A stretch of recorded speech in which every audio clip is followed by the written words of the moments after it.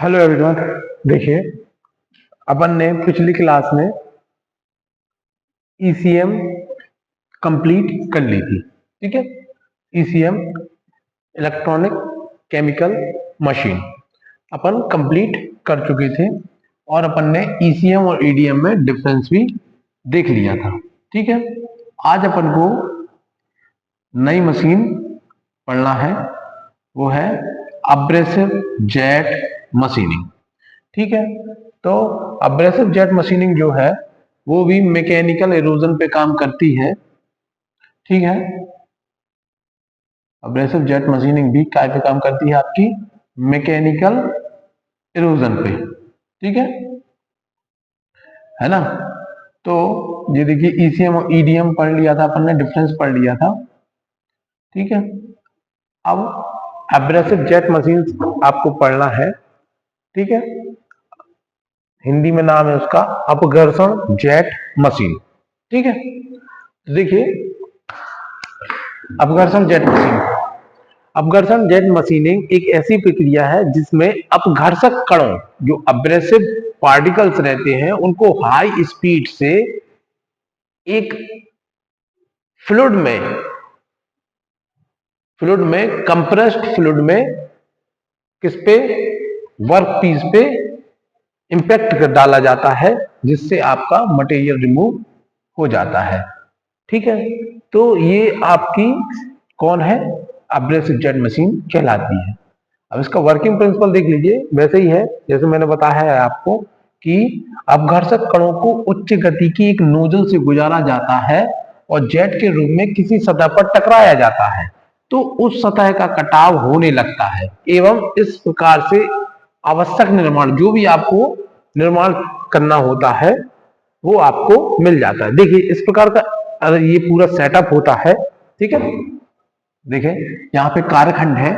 ठीक है, ये आपका जॉब है और ये आपका नोजल है। ठीक है, ये आपकी नोजल है, इसमें से कंप्रेस्ड एयर और अब्रेसिव पार्टिकल्स जो होते हैं वो उसको जेट के माध्यम से इस पे इंपैक्ट कराया जाता है। ठीक है, और ये पूरा अरेंजमेंट एक किस्म होता है। देखिए, ये इसका और मतलब वैसा पूरा वो है। देखिए किस प्रकार से इसमें, वहां पे सिर्फ आपको लाइन डायग्राम, यहाँ पे भी है लाइन डायग्राम वहां पे, लेकिन यहाँ पे आपको मशीनिंग दिखाई गई है। यहाँ पे एक्चुअली ये मशीनिंग दिखाई गई क्या है, और यहाँ पे आपको ये दिखाया गया है कि किस प्रकार से जो कंप्रेस्ड एयर और जो एब्रेसिव पार्टिकल्स होते हैं वो वहां पे, यहाँ से कंप्रेस्ड एयर आती है, यहाँ पे दोनों का मिक्सचर होता है, मिक्सिंग होते हैं, और हाई प्रेशर से एंड हाई स्पीड से नोजल के माध्यम से उसको इंपैक्ट कराया जाता है। तो ये सारी चीजें आपकी इसमें बताई गई हैं। देखें, अब देखें जो आपकी प्रोसेस होती है इसको करने की, अब्रेसिव जेट मशीनिंग को करने की जो प्रोसेस होती है वो देख लीजिए।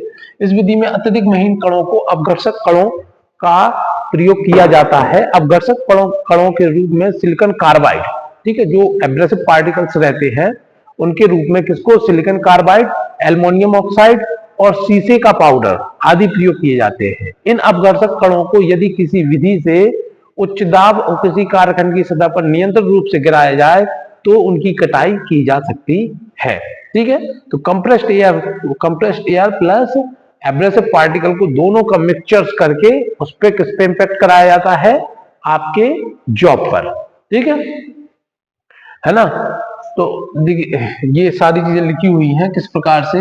फिर देखिए, फिर नोदक व अपघर्षक कणों के बीच में एक नोजल को भेजा जाता है। इसमें मिश्रण जेट होता है।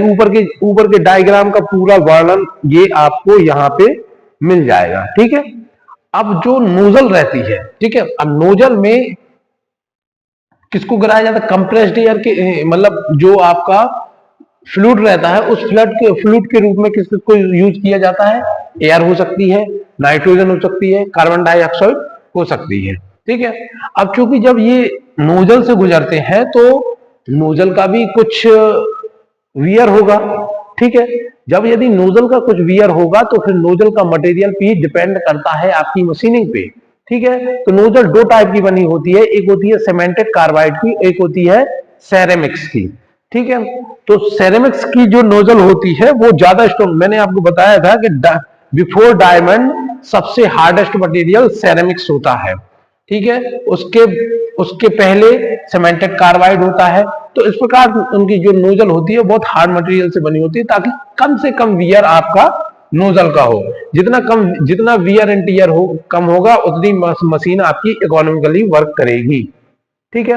अब इसमें कुछ टॉलरेंस की मात्रा भी होती है कि भाई इतना टॉलरेंस वियर कर सकती है, मतलब इतना मार्जिन हो सकता है अपनी मशीनिंग के बीच में, कितना 0.05 mm का, ठीक है।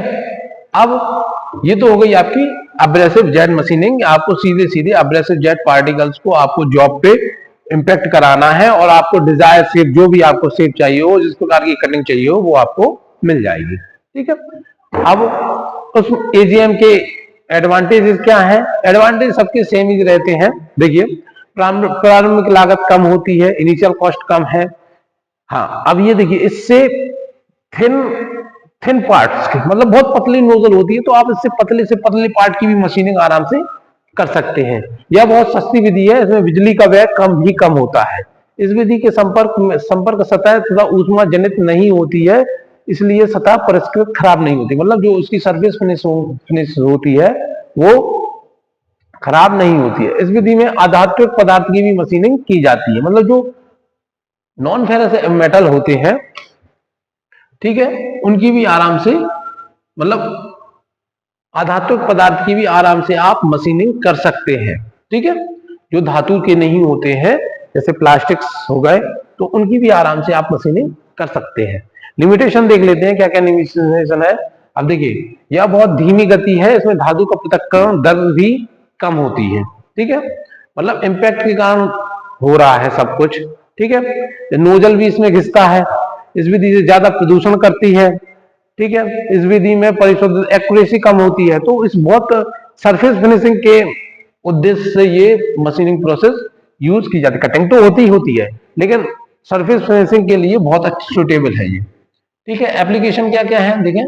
यह विधि प्राय कठोर एवं भंगुर पदार्थों के लिए प्रयोग की जाती है। इसके द्वारा धातु मोल्ड्स के पतले छिद्र की सफाई की जाती है। देखिए, वही धातु जो, मतलब उसका जो छिद्र है, उसके सरफेस फिनिशिंग के लिए यूज की जाती है। इसके द्वारा पतले पतले सेक्शन काटे जाते हैं, पतले पतले सेक्शन भी काटे जाते हैं। इंजेक्शन मोल्ड्स की सतह पर खुरदरापन समाप्त करने के लिए इसका उपयोग किया जाता है। नायलॉन, प्लास्टिक, टेफ्लॉन पुर्जों की सफाई व पॉलिश के लिए इसका उपयोग किया जाता है। अर्धचालकों की मशीन में इसका उपयोग किया जाता है। और सीसी और सिरेमिक, क्योंकि देखिए, सीसी और सिरेमिक की कटिंग इससे पहले किसमें कर रहे थे अपन? अल्ट्रासोनिक मशीन में कर रहे थे। तो दोनों मैकेनिकल इरोजन करती हैं, ठीक है, दोनों मैकेनिकल इरोजन करती हैं। तो ये आपको याद रखना है कि जो अल्ट्रासोनिक मशीन और आपकी एजेएम अब्रेसिव जेट मशीन होती हैं, उनमें मैकेनिकल इरोजन होता है, और दोनों शीशे और सेरेमिक और भंगुर पदार्थों की मशीनिंग आराम से उसमें की जा सकती है, ठीक है। तो ये तो हो गई आपकी अब्रेसिव जेट मशीनिंग, इसके एडवांटेज, डिसएडवांटेज एंड लिमिटेशंस, ठीक है, और एप्लीकेशन देख लिए। अब आती है wire cut electric discharge machine. क्योंकि ईडीएम हम पढ़ चुके हैं, ईडीएम का सिद्धांत वही रहेगा इसमें, इस पूरी प्रोसेस में जो वायर कट ईडीएम मशीन है, उसमें सिद्धांत यही रहेगा, बस टूल बदल जाएगा। टूल आपका जो उसमें औजार था, उसमें औजार को रिप्लेस करेगा इसमें पतला सा वायर, ठीक है। उस छोटे से वायर की थ्रो अपन क्या करेंगे? कटिंग करेंगे, ठीक है। तो wire cut electric discharge machining में क्या होता है कि देखिए, इसका मूलभूत सिद्धांत ईडीएम के समान ही है। इसमें धातु को छुए बिना विद्युत ऊर्जा का वर्कपीस से धातु को हटाया जाता है, ठीक है। मतलब आपका जो टूल और उसका कांटेक्ट, उसमें भी कांटेक्ट नहीं हुआ इसमें, क्योंकि गैप मेंटेन करते थे ना अपन, इसमें भी सेम ही प्रोसेस रहेगी। लेकिन जो वायर होगा, उससे वायर को कांटेक्ट लेस रहेगा और कटिंग होती जाएगी, ठीक है। अब चूंकि वायर का उपयोग कर रहे हैं, तो थिन से थिन सेक्शन की कटिंग कर सकते हैं। थ्रो होल के लिए इस्तेमाल किया जाता है इसमें, मेनली जो थ्रो होल्स होते हैं उनके लिए इस्तेमाल किया जाता है। देखिए वाला, इसमें थ्रो होल्स को कट करने के लिए उपयोग किया जाता है, मतलब आर पार वाले जो छिद्र होते हैं, उनको कटिंग करने के लिए इस्तेमाल किया जाता है। है ना। पराविद्युत के लिए इसमें देखो डिजिटल वाटर का उपयोग किया जाता है, ठीक है। डी आयोनाइज जो डिजिटल वाटर होता है और उसका इस्तेमाल किया जाता है। मैंने ये मशीन आपकी, ये मशीन जो वायर कट ईडीएम मशीन है, ये मशीन जो सीपेट टेक्नोलॉजी, सीपेट भोपाल है, वहां पे मैंने इस पे वर्क किया है। मेरी ट्रेनिंग में मैंने इसमें वर्क किया था, है ना। बहुत बड़े बड़े मटेरियल आराम से, इतना इतना जो आपका धातु का टुकड़ा था, एक इतना मोटा धातु का टुकड़ा, उसको बिना कांटेक्ट किए एक पतले से वायर ने उसको आराम से काट लिया था, ठीक है। तो इस पे वर्क किया हुआ है मेरा सीपेट टेक्नोलॉजी, जो central institute of plastic technology है भोपाल में, उस पे मैंने इस पे वर्क किया है। बहुत ही अच्छी आपकी मशीन है ये, ठीक है। सेम सिद्धांत वही है आपका, जो ईडीएम का सिद्धांत है वही इसका सिद्धांत है। देखिए आप ये पूरा ये आपका जॉब है, ठीक है। आपको ये स्लॉट काटना है, इतना ये स्लॉट काटना है, और वायर की लेंथ देख रहे हैं, वायर ये है, ये वायर है, ये जो है ये वायर है, और ये आपका स्लॉट है। तो दोनों के बीच में कांटेक्ट नहीं है, दोनों के बीच में कांटेक्ट नहीं है, और आराम से थ्रो होल से आप ये इतना मटेरियल आराम से रिमूव कर सकते हैं। तो ये इसका मेन चीज एडवांटेज है, जो आपके नॉर्मल ईडीएम की अपेक्षा वायर कट ईडीएम में अपन को मिल जाते हैं। अब देखें पावर सप्लाई सिस्टम, वर्कपीस को टेबल पर माउंट किया जाता है। टूल को ऋणात्मक टर्मिनल से जोड़ा जाता है ताकि वह कैथोड बन जाए, और जबकि वर्कपीस को किससे जोड़ा जाएगा, एनोड से, है ना, क्योंकि एनोड पे ज्यादा मटेरियल रिमूव होता है। ये अपन ने ईडीएम में पढ़ा था, ठीक है, ईडीएम में अपन ने ये पढ़ लिया था, है ना। तो देखें इस प्रकार से पूरा अरेंजमेंट होता है। ये पूरा वर्कपीस होता है, ये वर्कपीस पूरा डिजिटल वाटर में सबमर्ज रहेगा।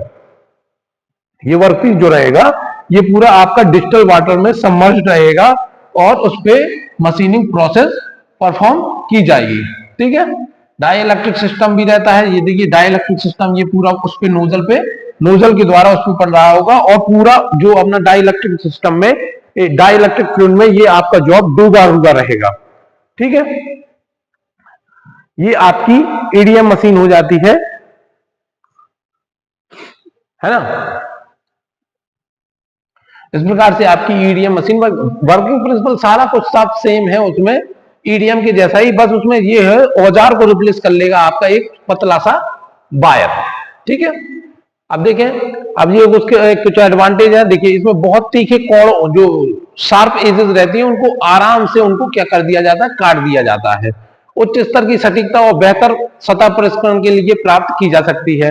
क्योंकि एनसी यूनिट प्रयुक्त की जाती है, इसलिए मशीन को लंबे समय तक चलाया जा सकता है। न्यूमेरिक यूनिट की जाती है, और इसलिए लंबे एक दिन दो दिन चलती रहती है मशीनें।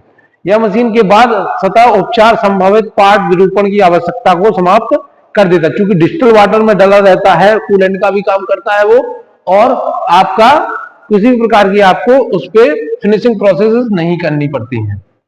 हानियां देख ले, वायर का पुनः प्रयोग नहीं किया जा सकता। वायर निकलता हुआ जाएगा, मतलब जैसे जैसे कटिंग होती जाएगी तो वायर खराब हो जाएगा, तो उस वायर का दोबारा इस्तेमाल नहीं किया जाता है। इससे 50 mm गहराई तक की मशीनिंग की जा सकती है ना। 50 mm की गहराई तक उसको काटा जा सकता है। इससे केवल विद्युत प्रवाही सामग्री मशीनें की जाती हैं। मशीनों के दौरान वर्कपीस अपशिष्ट तनाव उत्पन्न होते हैं। ये आपके एप्लीकेशंस है, कहाँ यूज किया जाता है, पंच तथा डाई में प्रयुक्त होने वाले प्रेस टूल्स में इसका प्रक्रम का उपयोग किया जाता है। मोल्ड तथा डाई के उत्पादन के लिए इसे प्रक्रम यूज किया जाता है। विद्युत प्रवाही वर्कपीस में जटिल आकृतियों को काटने के लिए उसका उपयोग किया जाता है, छोटे होलों को काटने के लिए। अब देखिए ईडीएम और WEDM, है ना, वायर कट ईडीएम और नॉर्मल ईडीएम, इनमें डिफरेंस, ठीक है। अब देखिए डिफरेंस ज्यादा अंतर नहीं है, थोड़ा थोड़ा अंतर है, देख लीजिए आप वर्कपीस प्रोफाइल में। इससे जटिल कटआउट को आसानी से मशीनीकृत नहीं किया जा सकता, मतलब जो जिनके 100 जटिल रहते हैं उनसे जटिल कटआउट वाले उनको आसानी से नहीं किया जा सकता, लेकिन इसमें जटिल आकृतियों को आसानी से मशीनीकृत किया जा सकता है, क्योंकि छोटा पतला सब वायर रहता है, वो कहीं पे भी घुस जाएगा, ठीक है। टूल का आकार, वंचित आकार बनाने के लिए मिरर आकार के टूल का उपयोग किया जाता है। लेकिन वंचित आकार को छोटे व्यास के पतले वायर का उपयोग किया जाता है। इसमें मिरर इमेज, जो टूल, जैसा टूल चाहिए आपको उस टूल की इमेज, उस टूल का मिरर इमेज चाहिए पड़ता है, जहां जैसा आपको जॉब चाहिए उसका मिरर इमेज चाहिए पड़ती है, लेकिन उसमें एक पतले से वायर से कटिंग हो जाती है। होल की आवश्यकता, वर्कपीस में होल या कट की आवश्यकता नहीं होती है। इसमें भाई वर्कपीस को जो आपका वायर है उसको अंदर तो जाने देना है, तो उसके लिए इस मशीनीकृत को सतह के अंदर जाना होता है, तो वर्कपीस में होल या कट की आवश्यकता होती है। सतह रुक्षता, उत्पन्न ऊष्मा के कारण सतह रुक्षता, सरफेस फिनिशिंग अधिक होती है। सतह रुक्षता मतलब सरफेस फिनिशिंग मतलब सरफेस रफनेस, सॉरी रफनेस, रुक्षता मतलब रफनेस, सरफेस रफनेस ज्यादा होती है। इसमें मशीनीकृत पार्ट होने के कारण सरफेस रफनेस कम होती है। तीखे कोने, इसमें तीखे कोने नहीं होते, उसमें तीखे कोने बनाए जा सकते हैं। ठीक है। सतह सूक्ष्म संरचना, इसमें सतह की सूक्ष्म संरचना विकृत होती है, क्योंकि हीट जनरेट होगी तो आपकी जो वर्कपीस की ज्योमेट्री है वो उसमें स्ट्रेस जनरेट होंगे, लेकिन इसमें ऐसा नहीं होता है, इसमें सूक्ष्म संरचना में विकृत नहीं होती है, मतलब कंपैरेटिवली कम होती होगी। ठीक है। तो इस प्रकार से ये आपकी वायर ईडीएम और ईडीएम में डिफरेंस था। अब देखिए आपकी सबसे लास्ट मशीन है लेजर बीम मशीन। इसमें आज के टॉपिक में आज पूरा अपन सारी मशीनिंग कवर कर लेंगे। ये लास्ट मशीन है आपकी एलबीएम लेजर बीम मशीनिंग, इसी को ईबीएम मशीन भी कहते हैं, इलेक्ट्रॉन बीम मशीनिंग भी इसको कहा जाता है। ठीक है। तो लेजर का फुल फॉर्म दिया गया है सबसे पहले light amplification by stimulated emission of radiation. ठीक है। ये लेजर का फुल फॉर्म होता है light amplification by stimulated emission of radiation. ठीक है। तो अब लेजर बीम से क्या होगी, आपकी कटिंग होगी। अब इसमें होता क्या है, लेजर एक विद्युत चुंबकीय विकिरण होती है जो विद्युत धारा या अन्य किसी विधि में उत्पन्न तापीय प्रभाव का उपयोग कर मशीन करता है। ठीक है। तो ये लेजर होती है। तो लेजर बीम मशीन एक परिष्कृत प्रक्रिया है जो लेजर प्रौद्योगिकी के सिद्धांत पर कार्य करती है, जिसमें विद्युत ऊर्जा को प्रकाश ऊर्जा में तथा उसके बाद तापीय ऊर्जा में परिवर्तित किया जाता है। परमाणु स्तर पर इलेक्ट्रॉन विशिष्ट ऊर्जा स्तर में नाभिक के चारों ओर परिक्रमा करते हैं, जिससे प्रत्येक कक्ष अलग अलग ऊर्जा अवस्थाओं से जुड़ा होता है। ठीक है। परम शून्य ताप पर इलेक्ट्रॉन की अपने सबसे कम स्थिति ऊर्जा को अधिकृत कर लेता है, जिससे ग्राउंड स्टेट के नाम से जाना जाता है। जैसे जैसे तापमान बढ़ता है तो इलेक्ट्रॉन ऊर्जा को अवशोषित कर लेते हैं, जिससे इलेक्ट्रॉन कंपन के माध्यम से उच्च ऊर्जा अवस्थाओं में परिवर्तित होते हैं। इस सिद्धांत के अनुसार डिस्चार्ज के माध्यम से गैस प्लाज्मा का निर्माण करता है। ठीक है। प्लाज्मा का निर्माण करता है और लेजर सेटअप में आमतौर पर 100% जो आपके फोटॉन्स होते हैं, फोटॉन्स, ठीक है, फोटॉन्स होते हैं, जबकि परावर्तक सामग्री प्रसंस्करण लेजर बीम के केवल एक ही विशिष्ट भाग को अनुमति देता है। ठीक है। मशीन प्रक्रिया के दौरान केंद्रित लेजर बीम वर्कपीस के साथ इंटरेक्ट करती है, जिससे लक्षित क्षेत्र पर तापीय ऊर्जा पहुंचती है। परिणाम स्वरूप सामग्री गर्म होती है, पिघलने लगती है, वाष्पीकरण होता है और इस प्रकार से आपका मटेरियल जो है वो रिमूव हो जाता है। ठीक है। तो अल्टीमेटली जो आपका विद्युत ऊर्जा है उसको प्रकाश ऊर्जा में कन्वर्ट करेगी, और प्रकाश ऊर्जा वो है जो लेजर के माध्यम से प्लाज्मा जनरेट करेगी और आपका टेम्परेचर, तापीय ऊर्जा का प्रयोग करके उस मटेरियल को पिघला देगी। ठीक है।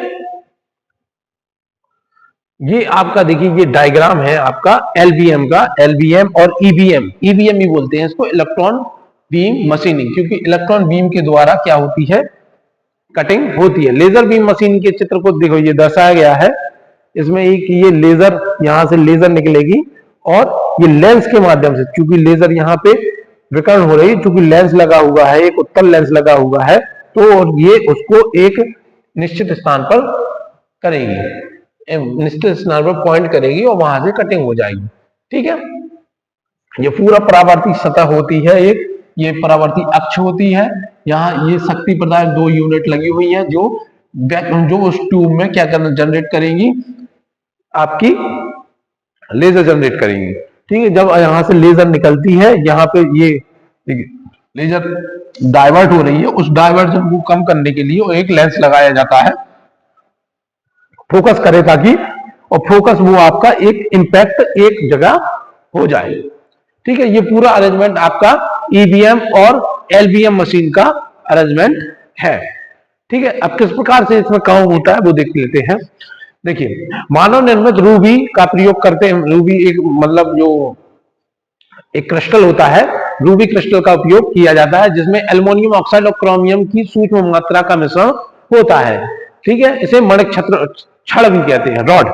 इस छड़ के दोनों सिरों पर दर्पण लगाकर परावर्ती वो इफेक्ट बनाया जाता है, मतलब रिफ्लेक्टिंग रिफ्लेक्टिंग एनवायरमेंट बनाया जाता है। तो लेजर पदार्थ की क्रियाशील बनाने के लिए आवश्यक ऊर्जा एक पंप का प्रयोग ऊर्जा स्रोत के रूप में किया जाता है। ठीक है, इसके अंदर आर्गन, जियोनॉन, क्रिप्टॉन आदि निष्क्रिय गैसेस भरी होती हैं। इस लैंप को लेजर उपकरण के अंदर प्रकाशीय प्रवर्धक या क्रिस्टल रॉड के समीप एक बंद सिलेंडर में रखा जाता है, और इस सिलेंडर की आंतरिक दीवार उच्च परावर्ती होती है। देखिए, रिफ्लेक्टिंग वो लाइट वो बनी हुई है जो फ्लैश लैंप के प्रकाश को क्रिस्टल रॉड में परिवर्तित करती है, ताकि ऊर्जा ज्यादा से ज्यादा मात्रा में लेजर पदार्थ के द्वारा में अवशोषित हो सके। इस प्रकार रूनी क्रोमियम के परमाणु उच्च ऊर्जा स्तर पर उत्तेजित होते हैं। जब ये उत्तेजित परमाणु समान स्थिति में आते हैं तो इससे फोटोन उत्सर्जित होते हैं। ठीक है, और यह प्रक्रिया लघु शॉर्ट पल्स में अति उच्च ऊर्जा प्राप्त करती है और मानक तापमान की वृद्धि होती है। उच्च तापमान और दक्षता के कम होती है, जिससे शीतलन वायु, पानी तत्व, तरल नाइट्रोजन द्वारा किया जाता है। कारखंड पर मशीनिंग करने के लिए इसे एल्युमिनियम वर्क टेबल पर रखा जाता है, जो लेजर बीम कर्तन की प्रतिरोधी होती है। ठीक है, मतलब टेबल जो है उस पर एल्युमिनियम वर्क किया जाएगा। ठीक है, और एल्युमिनियम क्या होता है, लेजर प्रतिरोधी होता है। ठीक है, लेजर शीर्ष को प्रचालक द्वारा मशीन के क्षैतिज ऊर्ध्वाधर खिसकाया जाता है। कारखंड की वास्तविक आकृति आकार प्राप्त करने की यह युक्ति या कम से कम वास्तविक प्रोफाइल से जोड़ा जाता है। ठीक है, तो इस प्रकार से आपको जो भी आउटपुट चाहिए होता है वो आउटपुट आपको मिल जाता है। ठीक है ना, ये कुछ स्पेसिफिकेशन है, कितनी आपकी एनर्जी जनरेट होती है, कितना आपका एमएम तक आप स्ट्रेस जनरेट होती है, कितनी पावर जनरेट होती है। तो ये सारी चीजें आपकी ये बताई गई हैं आपकी लेजर बीम मशीनिंग के दौरान। ठीक है, इसके द्वारा कोई भी पदार्थ वाष्पित या पिघलाया जा सकता है। इस प्रकार की विधि मशीनिंग प्रक्रिया संपूर्ण की जाती है। किसी भी प्रकार के पदार्थ को आप आसानी से पिघला सकते हैं। ठीक है, इस मशीनिंग का उपयोग ऐसे पदार्थों में किया जाता है जिसको आसानी से पिघला दिया जाता है। एडवांटेज देख लीजिए, इस विधि द्वारा औजार तथा कारखंड के मध्य किसी तरह का यांत्रिक स्पर्श नहीं होता है। ठीक है, मैकेनिकली कोई कांटेक्ट नहीं होता है। इस विधि द्वारा कर्तन क्रिया को पारदर्शी खिड़की से देखा जा सकता है। इस विधि में किसी भी ठोस पदार्थ को बिना विखंडित किए काटा जा सकता है। इस विधि से कारखंड पर विभिन्न प्रकार की बहुत यांत्रिक बल नहीं लगते हैं, कोई बल नहीं लगता, नॉर्मल लेजर जनरेट होगी और उससे कटिंग हो जाएगी। इस विधि में उत्पन्न ऊर्जा घनत्व तो ज्यादा होता है और औजार का घिसाव नहीं होता है। कोई औजार है ही नहीं, सीधी सीधी लेजर है, लेजर जनरेट हो रही है और कटिंग हो रही है। ठीक है, तो सभी की मशीनिंग इससे संभव है। इस विधि की कुल प्रक्रम दक्षता बहुत कम होती है, इसकी उत्पादन दर भी बहुत कम होती है, इसकी प्रारंभिक लागत उच्च होती है ना। तो ये सारे आपके डिसएडवांटेजेस है। ये एप्लीकेशन देख लेते हैं, एप्लीकेशन इंपॉर्टेंट है। इस विधि का उपयोग पतले भंगुर और अत्यंत कठोर पदार्थ के लिए मशीनिंग के लिए किया जाता है। मतलब कोई भी अत्यंत कठोर पदार्थ, जैसे आपने बोला सिरेमिक पदार्थ, छोटे छोटे छिद्र जटिल प्रोफाइल के लिए भी यूज की जाती है। टंगस्टन और सिरेमिक जैसे बारीक छिद्र हो जाते हैं। प्लास्टिक एवं इस्पात के पुर्जों में फ्लैश ट्रिमिंग भी की जा सकती है। तारों के विद्युतरोधी स्ट्रैम्पिंग कार्य भी किए जाते हैं। टेक्सटाइल इंडस्ट्री में कपड़ों की डिजाइन काटने के लिए भी इसका इस्तेमाल किया जाता है। तो देखिए, अभी अपन ने सारी मशीनिंग, जितनी भी आपकी मॉडर्न प्रोसेस की सारी मशीनिंग है वो अपन ने सारी कंप्लीट कर ली है। USM, EDM, EBM, ECM, LBM और डब्ल्यूईडीएम भी कंप्लीट कर ली है। तो इस प्रकार से आपके ये यूनिट 3 यहाँ पे खत्म हो जाती है। ठीक है, आपके सिलेबस में जितनी भी मशीन थी वो मैंने सारी कवर कर ली है। आप देखिए ये वीडियो आपके लिए ही बनाए जा रहे हैं, है ना, तो इनको बकायदा आप बढ़िया नोट्स बना के एक बार अच्छे से वीडियो को देख ले। नोट्स बना के आपको दो बार बार वीडियो की देखने की जरूरत नहीं पड़ेगी। और जो भी आपका सिलेबस में कवर है आपका एडवांस मैन्युफैक्चरिंग के सिलेबस में, वो सारा कुछ मैंने यूनिट 3 तक अभी तक कवर कर दिया है। अब यूनिट 4 अगली वीडियो में यूनिट 4 चालू करेंगे, जिसमें आपकी सीएनसी मिलिंग मशीन्स है शायद। तो मिलिंग मशीन्स में जितने भी आपके जी कोड एम कोड है सारी चीजें आप पढ़ेंगे। मैं उसमें सारा पूरा आपको पढ़ाऊंगा। ठीक है, अभी के लिए इतना ही। Thank you.